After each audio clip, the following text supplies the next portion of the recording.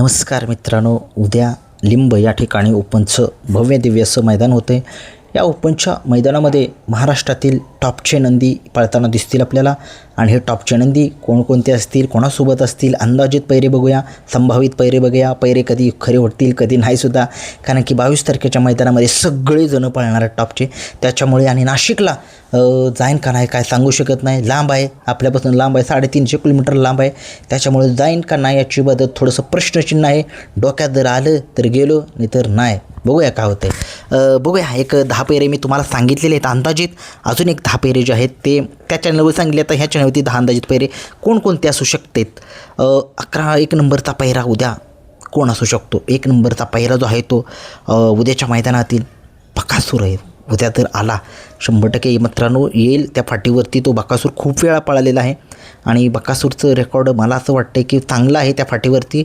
आणि उद्या जर बकासूर पळाला तर 100% उद्याच्या मैदानामध्ये जावंच लागेल, कारण की 22 तारखेचं जे नियोजन आहे त्याच्यामध्ये उद्या 20 तारीख आहे. त्याच्यामुळे 21 तारखेला आराम मिळतो आहे. बकासूर असा एकमेव असा नंदी आहे बैलगाडा शर्यत क्षेत्रामध्ये सलग 2 ते 3 दिवस पळतो आणि त्याला काहीच होत नाही तरी फायनल मारतो असा आहे. त्याच्यामुळे 1 दिवस रेस्ट असू शकते. पुण्यातून नाशिक 2 ते 3 किंवा 4 तासाचा रस्ता आहे. 200 किलोमीटर तिथून आहे. त्याच्यामुळे काय नाही, लगेच तिथं 3-4 तासाचा प्रवास आहे, करेल बकासूर आपला. आणि बघूया उद्याच्या मैदानात बकासूरचा पायरा कोण असू शकतो अंदाजित. बकासूरचा पायरा आता अंदाजित कोण असू शकतो. मला वाटते सातारा एक्सप्रेस बालमा असू शकतो किंवा कोण असू शकतो. सातारा एक्सप्रेस बालमा जर नसला तर मग कोण असू शकतो. सातारा भागातीलच नंदी असेल, त्याच्याबद्दल अपडेट तुम्हाला मी देईनच. परंतु 50% पळू शकेल, 50% नाही पण पळू शकेल, काय सांगू शकत नाही. उद्याच्या मैदानामध्ये समजेल.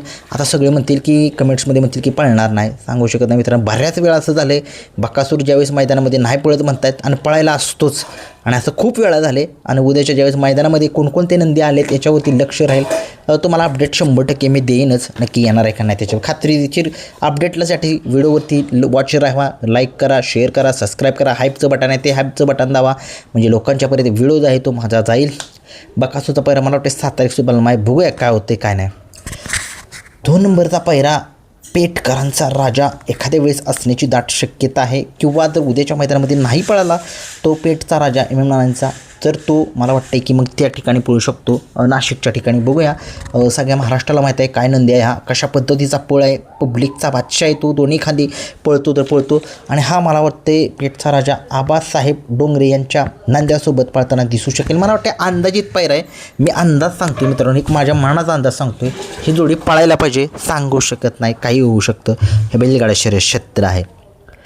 3 नंबरचा पैरा या बैलगाडा शर्यत क्षेत्रामध्ये त्या दिवशी मैदान झालं. विठ्ठलनाना अजय शेट यांचा चिक्या आणि दहीगावकरांचा पाकऱ्या हीच जोडी पुन्हा एकदा पळताना उद्याच्या मैदानामध्ये दिसू शकेल. जर उद्या नाही दिसली तर कदाचित मग 22 तारखेलाच पळताना दिसू शकतील नानांची नंदी. परंतु मला वाटते उद्याच्या मैदानामध्ये ही जोडी पळेल, अंदाज वाटतोय मला, तरी काही सांगू शकत नाही आहे. आणि स्वतः विठ्ठल नाना या बैलगाडी शर्यत क्षेत्रात एक देव माणूस, ते या गाडीवरती ड्रायव्हिंग करताना दिसतील आपल्याला. काय पळतो ह्या बैलगाडा शर्यत क्षेत्रातला एक सुपरस्टार आहे हा चिक्या. मी वारंवार त्याचं कौतुक करतोय, कारण की त्याच्याकडे पळ आहे मित्रांनो. दोन्ही खांदी पळतोय, कितीही पब्लिक असू द्या, पब्लिकनं सुद्धा पळतोय. बघा एवढे छोटेसे, त्याचं आता कारकिर्दी छोटीशी आहे तरीही तो पळतोय, मालकासाठी पळतोय, मालकासाठी जीवाचं रान करतोय. असा हा अजय शेट, तसेच आपल्या बैलगाडा क्षेत्रातले देव माणूस विठ्ठल नाना यांचा चिक्या आणि त्याच्यासोबत दहीगावकरांचा पाकऱ्या ही जोडी पुन्हा एकदा प्रेक्षकांसाठी पळेल का, कमेंट्समध्ये सांगू शकताय. 4 नंबरचा पैरा पुन्हा एकदा घरचा साज विठ्ठल नाना आणि अजय शेट यांचा मला वाटते की पळताना दिसू शकेल. तेजा आणि दिवाण्या, का सांगू शकत नाही मित्रांनो, काही होऊ शकतं. हे बैलगाडा शर्यत क्षेत्र आहे, कारण की ही जोडी जेव्हा पळाली तेव्हा गुलाल जो आहे तो मिळवला आहे. कदाचित एखादं मैदान इकडे तिकडे झालं असेल, परंतु वाटते मला घरचा साज उद्याच्या मैदानात पळावा. बघूया काय होते मित्रांनो. 5 नंबरचा पैरा जीवन ड्रायव्हर निनाम यांचा सुंदर. सगळ्या महाराष्ट्राला माहीत आहे, कुठेही कितीही टपचं मैदान असू द्या त्या मैदानामध्ये फायनलमध्ये असतो तर असतोच असा हा जीवन ड्रायव्हर निनामकरांचा सुंदर. कारण की त्याच्यासोबत पैरे टॉपचे होत नाही तरीही तो पळतो, मालकासाठी पळतो, फॅन्ससाठी पळतो. असा जीवन ड्रायव्हर निनाम यांचा हिंद केसरी सुंदर. महान भारत केसरीच्या मैदानामध्ये सुद्धा तो फायनलमध्ये होता, भारत केसरीच्या मैदानामध्ये सुद्धा फायनलमध्ये होता. प्रत्येक मैदानामध्ये मोठ्या फायनलमध्ये असतोच असा हा जीवन ड्रायव्हर निनाम यांचा सुंदर.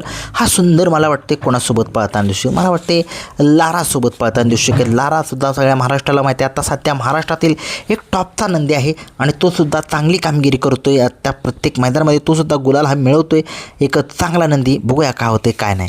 मला वाटते उद्याच्या मैदानातील 6 नंबरचा पहिरा गणाभाऊ चिंचनेरकरांचा गणाभाऊ मला वाटते शिरवडेकरांच्या संग्रामसोबत दिसेल का, कारण की ही सुद्धा एक नामांकित जोडी आहे. आता मी तुम्हाला सांगितलं कंदूरच्या राजासोबत शिरवडेकरांचा जो संग्राम आहे तो पळू शकतो 22 तारखेला, सांगू शकत नाही जाईल पण नाही, पण जर मला वाटतं ही गाडी जर पळेल तर 100% गुलालामध्ये असण्याची दाट शक्यता आहे. बघूया 7 नंबरचा फेरा देगावकरांचा AK47 सर्जा का सुंदर, तो नंदी पाळताना दिसू शकेल.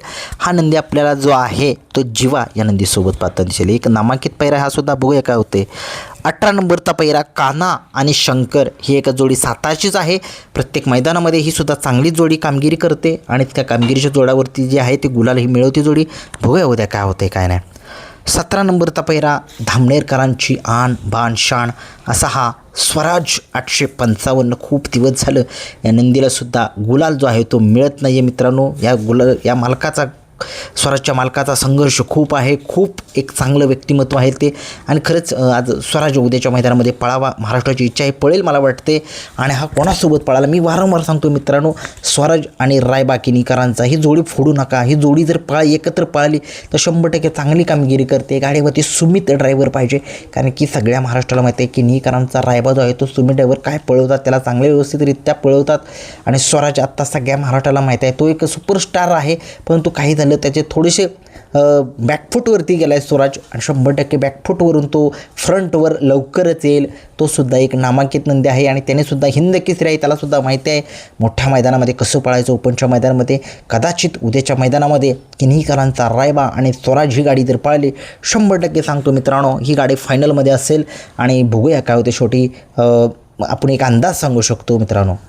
आणि उद्याच्या मैदानात एक शेवटचा 10 नंबरचा पैरा आहे फुरसुंगीकरांचा एक्का, आत्ता सध्या महाराष्ट्रामध्ये तो सुद्धा एक नामांकित नंदी आहे. बकासूरसोबत तो पळाला होता, मागच्या वर्षी पळाला होता आणि तो पळाला होता मला वाटते की बकासूरसोबत पळाला होता आणि हिंद केसरी झालेला होता. असा फुरसुंगीकरांचा एक्का आपल्याला पळताना दिसू शकेल एखाद्या वेळेस.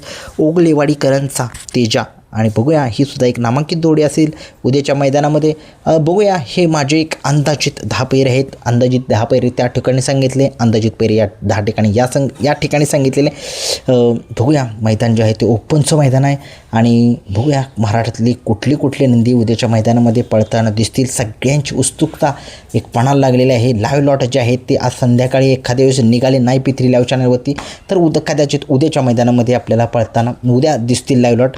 बकासूर 100% तरी म्हणू शकत नाही पळेल म्हणून, परंतु सांगू शकत नाही मित्रांनो, पळेल पण